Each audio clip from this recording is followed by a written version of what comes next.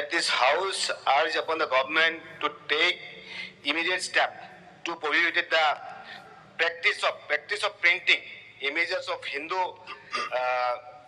deities by the manufacturer on packets containing sticks and candles. উপাধ্যক্ষ মহোদয় বিষয়টি উত্থাপন করার সুযোগ দেওয়ার জন্য ধন্যবাদ জ্ঞাপন করছি। উপাধ্যক্ষ মহোদয়, সনাতন ধর্ম সংস্কৃতি এবং সভ্যতায় আজকের যে বর্তমান যে বাতাবরণ, বর্তমান যে পরিবেশ এবং আমাদের সভ্যতা সংস্কৃতিতে বলা হয়েছে, মহামৃত্যুঞ্জয় মন্ত্রে বলা হয়েছে, ওম ত্রম্বকম যজামহে সুগন্ধিম পুষ্টিবর্ধনম উর্বারুকমেব বন্দনা মৃত্যুর মুক্ষী মামৃতা। অর্থাৎ অধ্যক্ষ মহোদয়, সবার কল্যাণ, সবার পুষ্টি, সে কথা বলা হয়েছে। অধ্যক্ষ মহোদয়, বলা হয়েছে ধর্ম কি জয়, अधर्म का विनाश, पानियों में सद्भावना हो, विश्व का कल्याण हो। বলা হয়েছে অধ্যক্ষ মহোদয় বাসুদেব কুটুম্বকম, অর্থাৎ সবাইকে নিয়ে একটা পরিবেশ সৃষ্টি করা।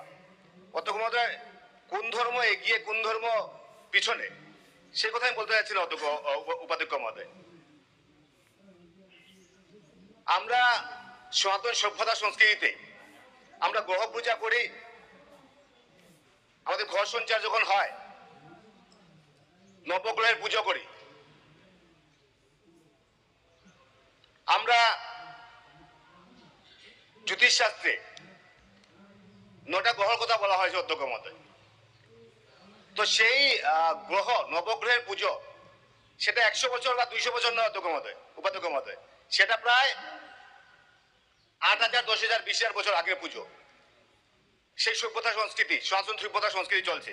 উপাধ্যক্ষ মহোদয়, আমি একটা কথা বলতে চাই যে সেই 10,000 বছর আগে আমাদের পূর্বপুরুষরা কিভাবে বুঝতে পেরেছিলেন যে 9টা গ্রহ আছে, নবগ্রহ, জ্যোতিষশাস্ত্রে নবগ্রহের কথা বলা হয়েছে। তখন তো টেলিস্কোপও ছিল না, তখন তো নাসাও ছিল না। সেই সময় আমাদের ঋষি মুনিরা সেই আধ্যাত্মিকতার মাধ্যমে সেই 9টা গ্রহ, কোনো বিজ্ঞান ছিল না তখন, সেই আধ্যাত্মিকতার মাধ্যমে সেই 9টা গ্রহের কথা বলা হয়েছিল উপাধ্যক্ষ মহোদয়।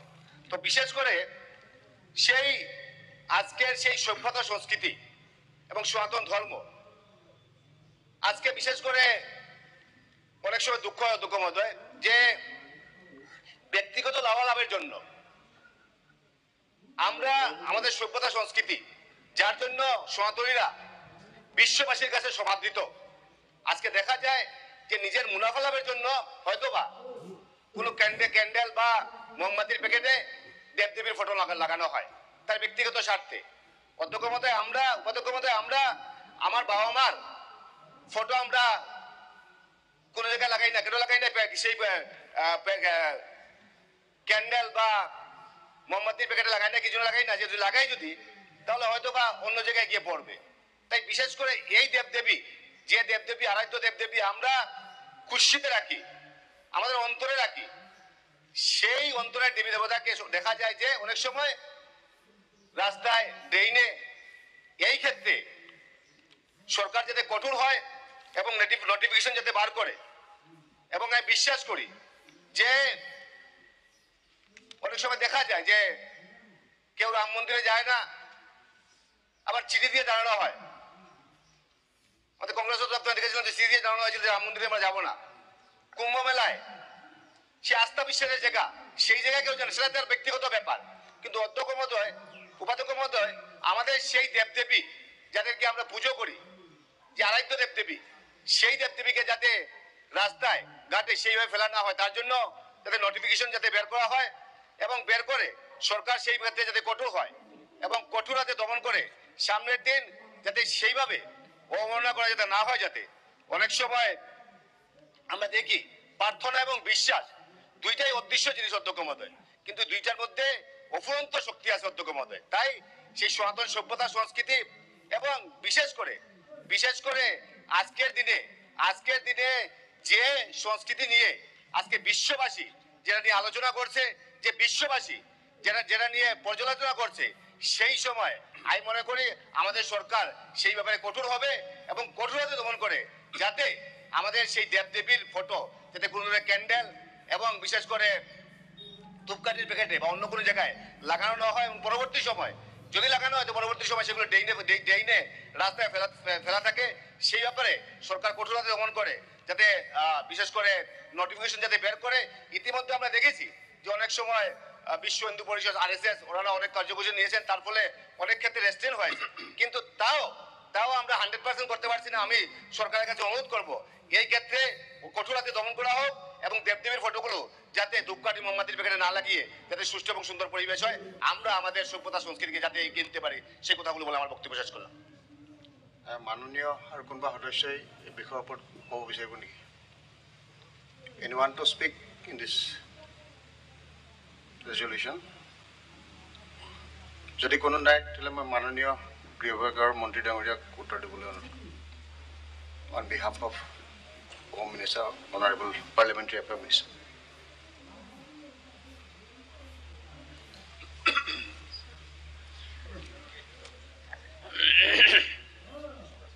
উপাধ্যক্ষ মহোদয়, মাননীয় সদস্য শ্ৰী কমলাক্ষ দেৱ প্ৰকাশ ডাঙৰীয়াই মানে ৰুল 115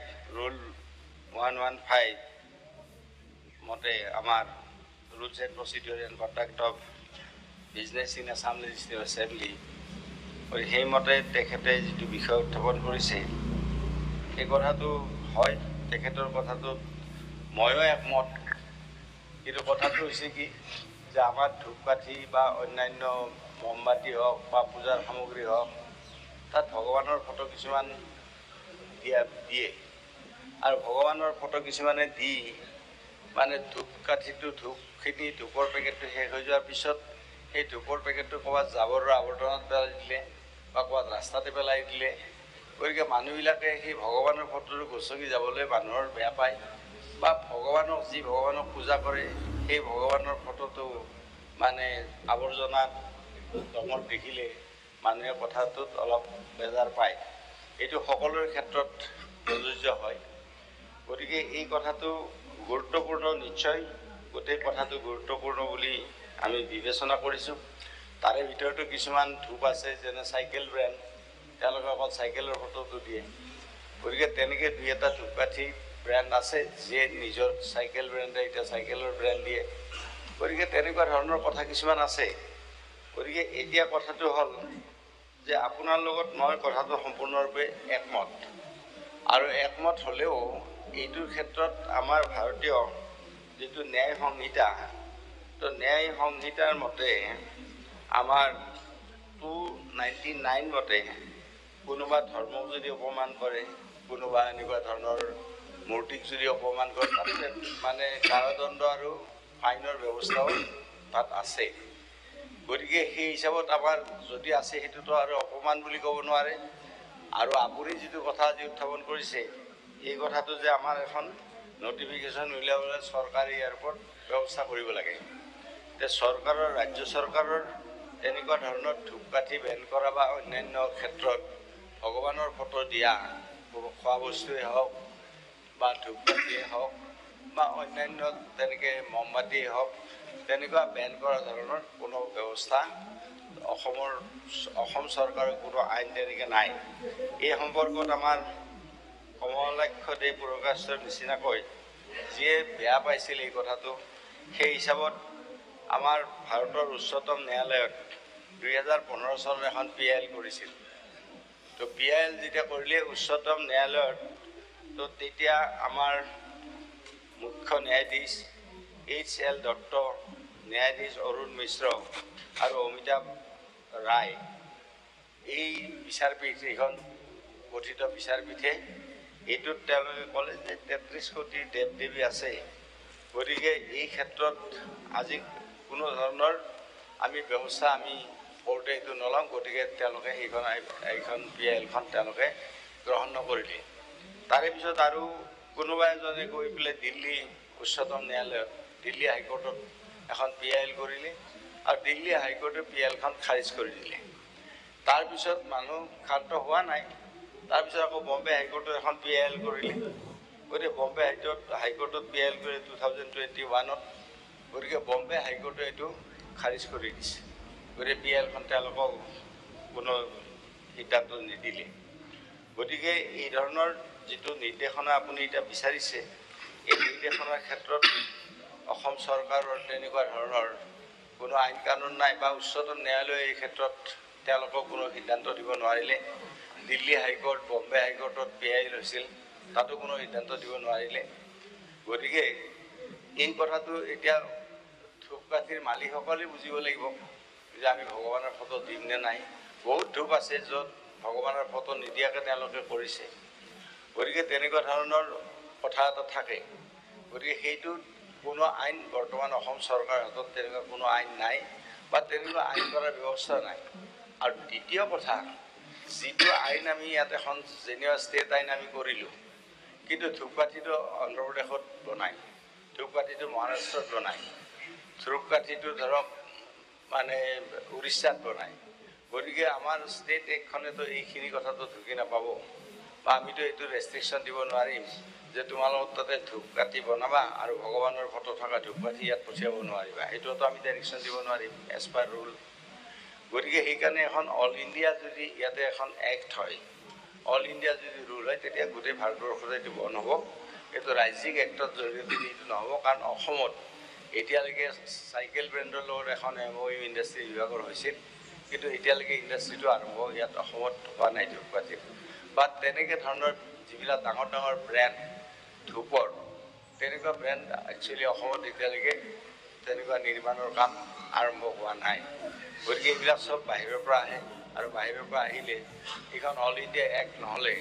ইয়াৰ ওপৰত ব্যৱস্থা ল'বলৈ অসম চৰকাৰৰ অসুবিধা হয় গতিকে মাননীয় অধ্যক্ষ মহোদয় এই কথাখিনি মই মাননীয় সদস্যগৰাকীক আপোনাৰ জৰিয়তে জনালোঁ আৰু এইখন যে তেওঁ উত্থাপন কৰিছে এইখন উঠাই ল'বলৈ মই অনুৰোধ জনালোঁ মাননীয় সদস্য মই উঠাই ল'বলৈ হেৰি নাই উঠাব লাগিব ঠিক আছে কিন্তু এই ক্ষেত্ৰত যাতে আমাৰ এটা তৎপৰতা থাকে গভৰ্ণমেণ্টৰ যাতে এটা তৎপৰতা থাকে অন্ততঃ আপুনি যদি কৈছে এইটো এটা মেছেজ অন্ততঃ এটা যাব লাগে যে এই ক্ষেত্ৰত হয়তো আমিও সচেতন হ'ব লাগে আমিও কনচাৰ্ণ হ'ব লাগে আচলতে যিখিনি মালিক আছে এই মালিকখিনিয়ে কনচাৰ্ণ হ'ব লাগে কাৰণ আমি যি দেৱতাক আমি পূজা কৰোঁ এই দেৱতাক যদি ৰাস্তাত পেলাই থকা হয় যদি তেনেহ'লে আমাৰ মনত কেনেকুৱা লাগিব মানুহৰ আৱেগত মানুহৰ অন্তৰত দুখ পায় এইটো কাৰণে মই ভাবোঁ যে আইন নাই মই মানি লৈছোঁ আইন নাই কিন্তু আইন নোহোৱাকৈ আমি যাতে বিধানসভাৰ পৰা যাতে এটা মেছেজ যায় অন্ততঃ আমাৰ যিখিনি আমাৰ থলুৱা আমাৰ ষ্টেটত যিখিনি আমাৰ ইণ্ডাষ্ট্ৰী যিখিনি আছে বা আমাৰ ষ্টেটত যিখিনি মানুহে যাতে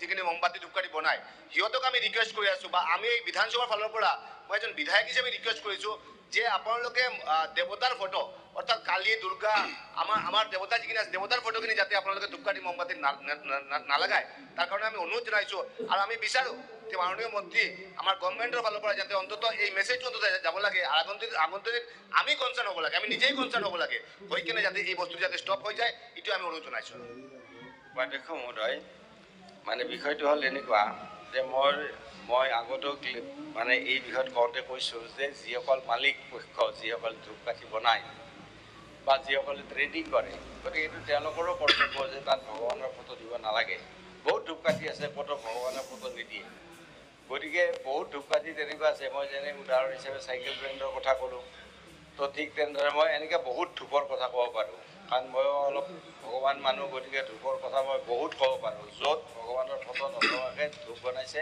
আৰু বহুত দামী দামী ধূপ সেইবিলাক গতিকে যি নহওক এই ধূপৰ ক্ষেত্ৰত এতিয়া আজি যিটো কৈছে যে এটা মেছেজ যাব লাগে মানুহৰ গতিকে আপুনি যে এই বিষয়টো আনিলে এইটো এটা মানে কি হ'ল এইটো এটা আমাৰ ৰাস্তা লাগে আমাৰ দলংখন লাগে আমাৰ অভাৰব্ৰিজখন লাগে এইবিলাক কথা আমি আলোচনা কৰোঁতো আপুনি যিটো এক্সেপশ্যনেল বিষয় এটা আনিলে যে ধূপৰ পেকেটৰ ওপৰত ভগৱানৰ ফটো থাকিব নালাগে আৰু সেইটো য'ত ত'ত পেলাই দিলে আমাৰ মানুহৰ অসুবিধা হয় এইটো এটা এক্সেপশ্যনেল ছাবজেক্ট হৈ গ'ল নহয় গতিকে আপোনাৰ কথাটো কালি প্ৰেছেই হওক মিডিয়াই হওক সকলোতে এই মেছেজটো যাবই অট'মেটিকেলি কাৰণ এইটো এটা এক্সেপশ্যনেল ছাবজেক্ট হ'ল গতিকে আৰু নতুনকৈ ইয়াত মেছেজ দিবলগীয়া নাই আপুনি মেছেজ ইতিমধ্যে বিধানসভাৰ মজিয়াৰ পৰা এই বিষয়টো যে উত্থাপন কৰিলে এটা এক্সেপশ্যনেল বিষয় যিটো কথা আমি হয়তো ময়েই চিন্তা কৰা নাছিলোঁ আপুনি চিন্তা কৰিছে গতিকে এইটো মেছেজ গ'ল ইতিমধ্যে সুন্দৰ মেছেজ এটা গৈছে উপাধ্যক্ষ মহোদয়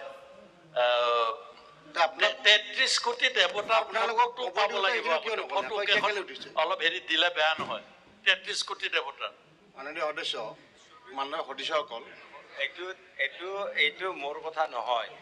এইটো সুপ্ৰিম কোৰ্টৰ বিচাৰপীঠ 3জনীয়া বিচাৰপীঠে কৈছে যে 33 কোটি দেৱতাৰ ফটো আমি কাষ্টত বেন কৰিম। এইটো মোৰ কথা নহয়, এইটো সুপ্ৰিম কোৰ্টৰ মানে ডাইৰেকশ্যন। ধন্যবাদ। আৰু এটা মেছেজ যাব লাগে, আমাৰ হস্পিটেল আৰু অফিচবিলাকত থুক সেকাৰ পেলোৱা জেগাত ভগৱানৰ ফটোবিলাক আঁৰি থোৱা হয়। এইটো ৰাইজে মানে বন্ধ কৰিব লাগে। এইটো খুব বেয়া দেখে। এইটো মাননীয় সদস্য আপোনাৰ সংকল্প প্ৰস্তাৱটো উঠাই ল'বনে? ঠিক আছে বাৰু, যেতিয়া আমি গোটেইকেইটা মিলি কিনে এইটো কনচাৰ্ণ হৈছোঁ, নিশ্চয় আগন্তুক দিন এটা ভাল এটা পৰিৱেশ এটা হ'ব, এইটো আমি বিচাৰিছোঁ। আমি উঠাই লৈছোঁ। যিহেতু মাননীয় সদস্য শ্ৰী কমলাক্ষ দেৱ পুৰকাষ্টই সংকল্প প্ৰস্তাৱটো প্ৰত্যাহাৰ কৰিছে, গতিকে উক্ত প্ৰস্তাৱটো প্ৰত্যাহাৰ কৰা সদনৰ সন্মতি আছেনে? যিসকল সদস্যই সপক্ষে আছে তেখেতলোকৰ হয়, যিসকল বিপক্ষে আছে তেখেতসকলক নহয়। মই ভাবোঁ হৰ সাপেক্ষে সংকল্প প্ৰস্তাৱটো প্ৰত্যাহাৰ কৰা হ'ল। এতিয়া কাৰ্যসূচী নং 7 সংকল্প প্ৰস্তাৱ মাননীয় সদস্য অখিল গগৈ। আপোনাৰ সংকল্প প্ৰস্তাৱটো সদনত উত্থাপন কৰি ইয়াৰ ওপৰত বক্তব্য ৰাখিবলৈ অনুৰোধ জনাওঁ। হয়, শ্ৰদ্ধাৰ উপাধ্যক্ষ ডাঙৰীয়া, অসম বিধানসভাৰ প্ৰক্ৰিয়া আৰু কাৰ্য পৰিচালনা নিয়মাৱলীৰ 115 নং নিয়ম অনুসৰি মই সংকল্প প্ৰস্তাৱ উত্থাপন কৰিছোঁ আৰু প্ৰস্তাৱটো পাঠ কৰি দিছোঁ। মোৰ প্ৰস্তাৱটো হ'ল, অসমৰ চৰকাৰী কৰ্মচাৰীসকলে পূৰ্বৰ পৰা অৱসৰকালীন জীৱনৰ বাবে চৰকাৰী পেঞ্চন লাভ কৰি আহিছিল। কিন্তু 2005 চনৰ 1 ফেব্ৰুৱাৰীৰ পৰা শিক্ষক কৰ্মচাৰীসকলৰ বাবে অসমত পুৰণি পেঞ্চন ব্যৱস্থাৰ পৰিৱৰ্তে নতুন ৰাষ্ট্ৰীয় পেঞ্চন ব্যৱস্থা NPS আৰম্ভ হ'ল আৰু কৰ্মচাৰীসকলৰ অৱসৰকালীন জীৱনৰ সামাজিক সুৰক্ষা নাইকিয়া হ'ল। ফলত চৰকাৰী কৰ্মচাৰীসকলে ভৱিষ্যত জীৱনৰ সুৰক্ষা বিচাৰি নতুন পেঞ্চন ব্যৱস্থাৰ পৰিৱৰ্তে পুৰণি পেঞ্চন ব্যৱস্থা বিচাৰি আন্দোলনত নমা দেখা গৈছে।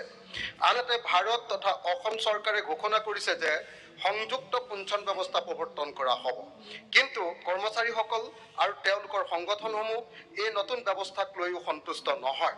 অসমৰ চৰকাৰী কৰ্মচাৰীসকলৰ ভৱিষ্যত সুৰক্ষাৰ বাবে আৰু জীৱনৰ কৰ্মঠ সময়খিনি চৰকাৰী তথা ৰাজহুৱা জীৱনৰ কাৰণে সমৰ্পণ কৰাৰ স্বীকৃতি স্বৰূপে অসমৰ সকলো চৰকাৰী শিক্ষক কৰ্মচাৰীৰ বাবে পুৰণি পেঞ্চন ব্যৱস্থা OPS প্ৰৱৰ্তন কৰাৰ প্ৰস্তাৱ অসম বিধানসভাত গ্ৰহণ কৰোৱা হওক। মই মোৰ প্ৰস্তাৱটোৰ সপক্ষে কিছু বক্তব্য দাঙি ধৰিব খুজিছোঁ।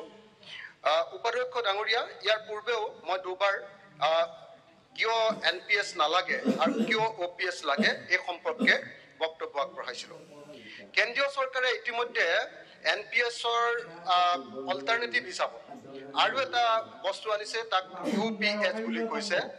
আৰু এই UPSটো যোৱা 26 জানুৱাৰী তাৰিখৰ দিনা অসমৰ মাননীয় মুখ্যমন্ত্ৰী ডাঙৰীয়াই কৈছে যে অসমতো এতিয়া NPS নহয় UPS আমি আৰম্ভ কৰিম। এতিয়া UPS আৰু NPS এই দুটাৰ মাজত পাৰ্থক্যনো কি, আৰু OPS পুৰণি পেঞ্চন ব্যৱস্থা আৰু UPS যিটো ইউনাইটেড পেঞ্চন স্কিম, এই দুটাৰ মাজতো পাৰ্থক্য কি, এই সম্পৰ্কে অকণমান আলোচনা কৰিলে, কিয়নো কৰ্মচাৰীসকলে আচলতে UPS নহয় OPS লাগে বুলি বাৰম্বাৰ দাবী জনাই আহিছে, আমি স্পষ্ট হৈ পৰিম। প্ৰথম কথা যে UPS যিটো ব্যৱস্থা, এই ব্যৱস্থাত পেঞ্চন দিয়াৰ কথা কোৱা নাই। এইখন গেজেট নটিফিকেশ্যন, ইয়াত এই গোটেই পেঞ্চন ব্যৱস্থাটোৰ কথা উল্লেখ কৰা হৈছে। এই পেঞ্চন ব্যৱস্থাটোত যদি আমি চাওঁ তেতিয়াহ'লে দেখা গৈছে যে 24 জানুৱাৰী 2025 তাৰিখে আমাৰ গেজেট নটিফিকেশ্যন হোৱা এই ব্যৱস্থা অনুসৰি পেঞ্চন নহয় এচিয়ৰ্ড পে আউট। আগতে আমাৰ ওল্ড পেঞ্চন স্কিমত যিটো পেঞ্চন দিম বুলি কৈছিলে, এতিয়া কৈছে যে এচিয়ৰ্ড পে আউট, এটা নিশ্চিত এটা পেমেণ্ট মানুহবিলাকক দিয়া হ'ব। এতিয়া এই পেঞ্চন ব্যৱস্থাৰ মই যেতিয়া এই গোটেই UPS এই গোটেই ব্যৱস্থাটো বাৰম্বাৰ পঢ়িছিলোঁ, বাৰম্বাৰ পঢ়ি বুজিবলৈ আৰু তাৰ পিছফালে দিয়া অংকটো যেতিয়া বাৰম্বাৰ কৰি আছিলোঁ, তেতিয়া দেখিছিলোঁ যে কোনোবা ক্ষেত্ৰততো NPSতকৈ এইটো বেয়া বস্তু UPSটো। এতিয়া দেখা গৈছে যে UPSত এটা কৰ্পাছ ফাণ্ড কৰিব এই ইউনাইটেড পেঞ্চন স্কিমত। এই কৰ্পাছ ফাণ্ডটো হ'ব 10% আমাৰ যিবিলাক চাকৰিয়ালবিলাকৰ পৰা প্ৰত্যেক মাহে 10%কে দৰমহাৰ 10%কে পইচা বেচিক পে প্লাছ দিয়ে তাৰ পৰা 10% পইচা কাটি ৰাখিব আমাৰ অল্ড পেঞ্চন স্কিমত এনেকুৱা ধৰণৰ কাটি ৰখা কোনো চিষ্টেম নাই নিশ্চিতভাৱে এজন কৰ্মচাৰীয়ে গোটেই জীৱনটো ডেডিকেটেডলি কাম কৰাৰ কাৰণে তেওঁক সদায় পেঞ্চন পোৱাৰ পাছত তেওঁক হেৰি দিয়াই হয় মানে শেষৰ যিটো দৰমহা তাৰ আধা পেঞ্চন দিয়া হয় ইয়াত কিন্তু কৈছে যে নহয় তোমালোকে 10% দৰমহা জমা কৰি যাব লাগিব তাৰপিছত চেণ্ট্ৰেল গভৰ্ণমেণ্টে 10% প্লাছ 8.5% 18% পইচা এই কৰ্পাছত জমা দিব এই দুইটা লগাই যিটো পইচা হ'ব আৰু এই কৰ্মচাৰীবিলাকে কাটি ৰখা যিটো পইচা সেইটো যদি ইনভেষ্ট কৰি দিয়ে কোনোবা কোম্পানীত যদি ইনভেষ্ট কৰি দিয়ে তাৰ পৰা যিটো ইণ্টাৰেষ্ট পাব সেইটোৰ পৰাহে এটা পেঞ্চন দিয়াৰ ব্যৱস্থা গ্ৰহণ কৰা হ'ব যিটো পেঞ্চন বুলি কোৱা নাই এইটো কি বুলি কৈছে এইটো কৈছে এছিয়ৰ্ড পে আউট গতিকে ইউপিএছত কি হ'ব কৰ্মচাৰী দৰমহাৰ 10% কৰ্তন কৰি ৰখা হ'ব এই কথাটো মই ইতিমধ্যে ক'লো গতিকে দৰমহা প্ৰত্যেকজন কৰ্মচাৰীয়ে 10% কে প্ৰত্যেক মাহতে কমকে পাব এক নম্বৰ এনপিএছত নিৰ্দিষ্ট পৰিমাণৰ পেঞ্চন নাছিলে ওপিএছত নিৰ্দিষ্ট পৰিমাণৰ পেঞ্চন শেষৰ যিটো দৰমহা তাৰ আধা ইউপিএছত কি ইউপিএছত তিনিটা ভাগ 10 বছৰ যদি চাকৰি কৰিছে তেতিয়াহ'লে 10,000 মিনিমাম পেঞ্চন 10 বছৰ যদি অতি কমেও 10 বছৰ কৰিছে তেতিয়াহ'লে 10,000 টকাৰ ন্যূনতম পেঞ্চন 10 পৰা 25 বছৰ যদি কৰিছে আনুপাতিক আকাৰত পেঞ্চন আৰু 25 বছৰ যদি নিয়মীয়া চাকৰি কৰিছে একেৰাহে আৰু সেই 25 বছৰ যদি নিজৰ 10%কে পইচা কাটি গৈছে তেতিয়াহ'লে কি হ'ব শেষৰ 12 মাহৰ এভাৰেজ শেষৰ যিটো 12 মাহৰ এবছৰৰ দৰমহা তাৰ এভাৰেজটো 50% তেওঁলোকে পেঞ্চন ৰূপে পাব এইটো হ'ল ইউপিএছ আৰু কি কৰিব হেৰি পতি বা পত্নীৰ ক্ষেত্ৰত যদি মানুহজন ঢুকাই গ'ল পেঞ্চন পোৱা মানুহজন তেওঁৰ পৰিয়ালে কিমান পাব 60% পেঞ্চন তাৰপাছত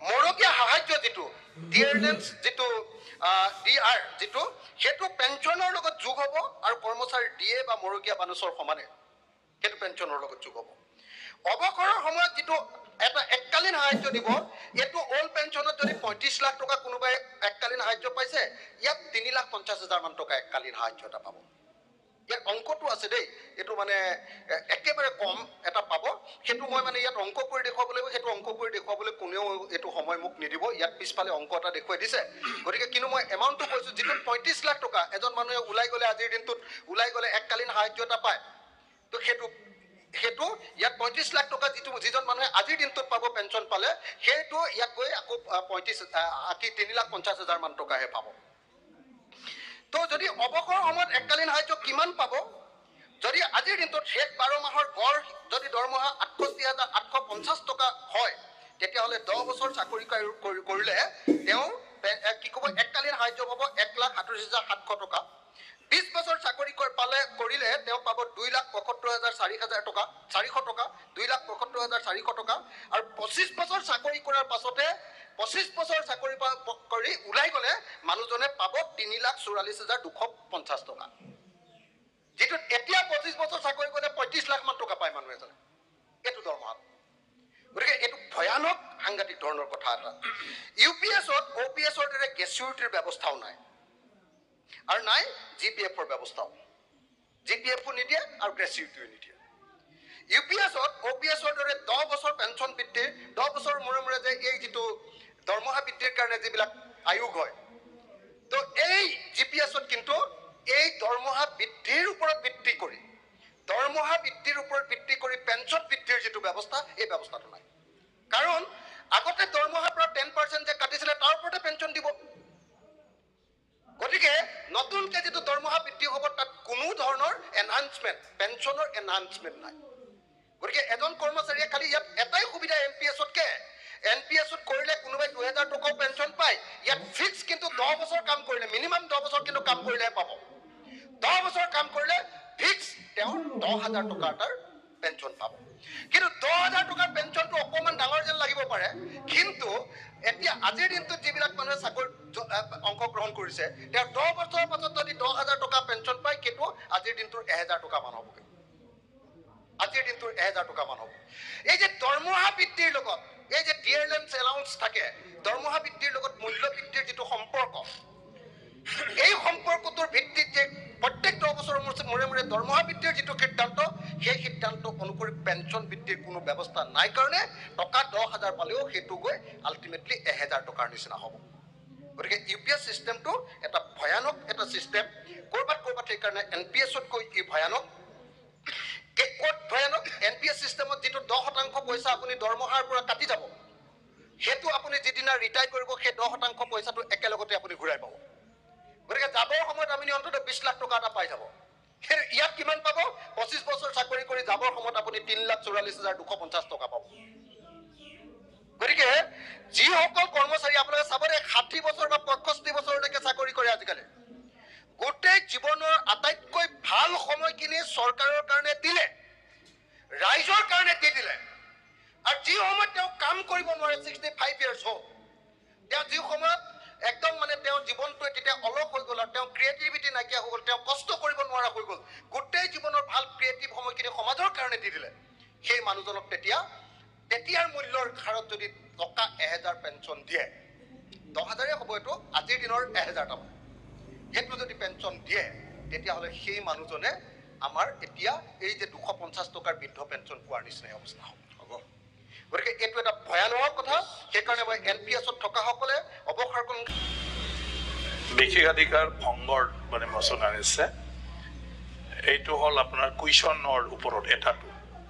গতিকে কুৱেশ্যনৰ ক্ষেত্ৰত এতিয়া আপুনি যি অভিযোগ আনিছে, সেইটো মই ডাইৰেকশ্যন দি দিছোঁ ডিপাৰ্টমেণ্টলৈ পঠাবলৈ। ডিপাৰ্টমেণ্টৰ পৰা ভিউটো অহাৰ পিছত আপোনাক এইটো জনাই আছোঁ। আৰু ডেফিনেটলি যদি তেনেকুৱা কিবা থাকে সেইটো হ'ব 1 নম্বৰ। 2 নম্বৰ আপোনাৰ আৰু এটা আছিলে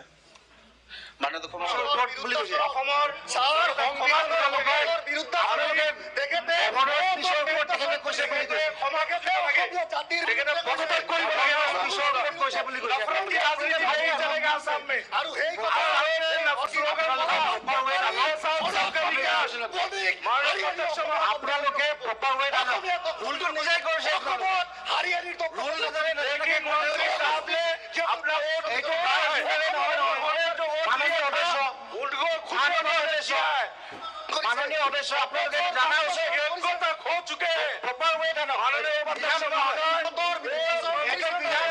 আপোনালোকৰ কথা মতে নহয়, ইয়াত ৰুল আছে, ৰুল মতে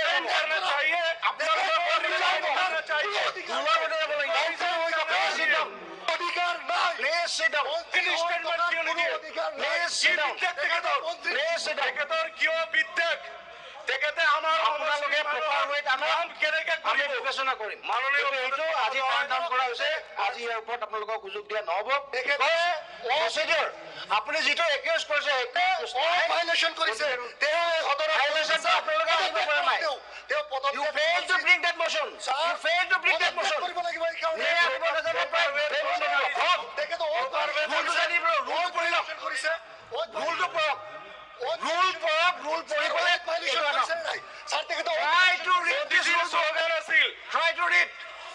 Rule মতে যাব হাউচ, আপোনালোকৰ মতে মোৰ মতে নহয়।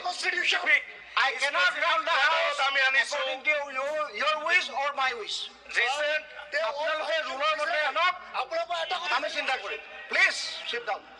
তেনেকে নহয়, তেনেকে নহয়।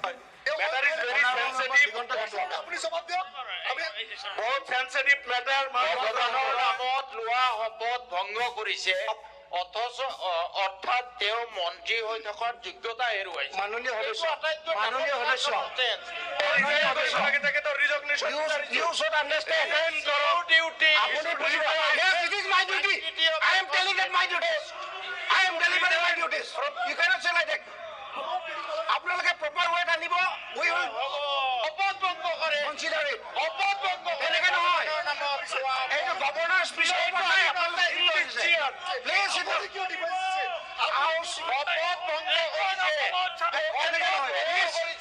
sit down. আপুনি কিয় নিয়ম আপোনালোকে ভুল কৰিব নাই। বাচ্চাৰ নিচিনা কিয় কৰে বাচ্চাৰ নিচিনা কিয় কৰে ৰুলটো নাজানে বোলে শিকি লয় He has violated the rule. ৰুলৰ মতে আনক আমি ইয়াত বাধ্য দিবলৈ কাৰণে আপোনালোকক এটা আপোনালোকে ৰুল আনক এইটো 6 শিডিউল এৰিয়াৰ ওপৰত ডিবেট হৈছে নট গভৰ্ণৰ স্পীচ ভগৱানৰ প্লিজ নাজানে কি প্লিজ ভগৱানৰ নামত কৰি আপোনালোকে হাজাৰ হাজাৰ লোকক ৰিপ্ৰেজেণ্ট কৰিছে এই ৰিপ্ৰেজেণ্ট কৰা লোকসকলৰ কথা আপোনাৰ পিছত যাব যে আপোনালোক আমাৰ বিধায়কসকলে ৰুল নাজানেকে কেনেকৈ এইটো আনিছে প্ৰপাৰ ৱেত আনক এটা আনি পেলাই জোৰ জবস্তি আপুনি ইয়াত হাল্লা কৰি থাকিলে নহ'ব নহয় মাননীয় চেয়াৰমেন আলি ডাঙৰীয়া মাননীয় উপাধ্যক্ষ আপুনি ভালকৈ চাই লওক ৰুলটো চাই ল'ব That is very serious. Please please sit down আপুনি সমতো ব্রিজ অফ প্রিভিলেজ লব পারে প্লিজ sit down মাননীয় উপাধ্যক্ষ প্লিজ sit down আমি তো প্রপোজাল দিছো আপোনালোকক গোটেই কিজনকে 10 মিনিটৰ কাৰণে সাসপেন্ড কৰা you are all suspended for 10 minutes এটা গুলি দিও 10 মিনিটৰ কাৰণে সাসপেন্ড কৰা হৈছে আপোনালোকক 10 মিনিটৰ কাৰণে বাহিৰত যাব দিছে বাহিৰত যাওক 10 মিনিট বাহিৰত যাবলৈ দিয়া হৈছে টাইম লৈ যাওক বাহিৰত বাৰে বাৰে আমি হাউচ এডজন কৰিব নোৱাৰো ৰাইজৰ টেক্সৰ টকাৰে চলা হাউচ এইটো গোটেইখিনি বাহিৰত লৈ যাওক ৰাইজৰ টেক্সৰ টকাৰে চলা হাউচ মই বাৰে বাৰে এডজন কৰিব নোৱাৰো I cannot adjourn the house again and again বাহিৰত লৈ যাওক তেখেতসকল বাহিৰত যাওক আপোনালোকে বাহিৰত যাওক please members house Diganta Ghatowar অকমান সকলোকে চাই অকমান শালীনতা ৰাখিবলৈ ক'ব লাগে এই ঘটনাটো উদ্ভৱ হৈছে মন্ত্ৰী মহোদয় এটা বক্তব্যৰ বাবে সদনৰ ভিতৰত হওক বাহিৰত হওক যি বিধায়ক পদৰ মৰ্যাদা সকলোৱে যাতে ৰাখে তাৰ বাবে আপুনি আহ্বান দিয়ক এই অনুৰোধ জনাইছোঁ দিয়াৰ ওপৰত আমি আলোচনা কৰিম দিগন্ত ঘাটৱাল আছে নাই ৰূপসিং তেৰণ ঘাটৱাল ডাঙৰীয়া আৰম্ভ কৰক আপোনাৰ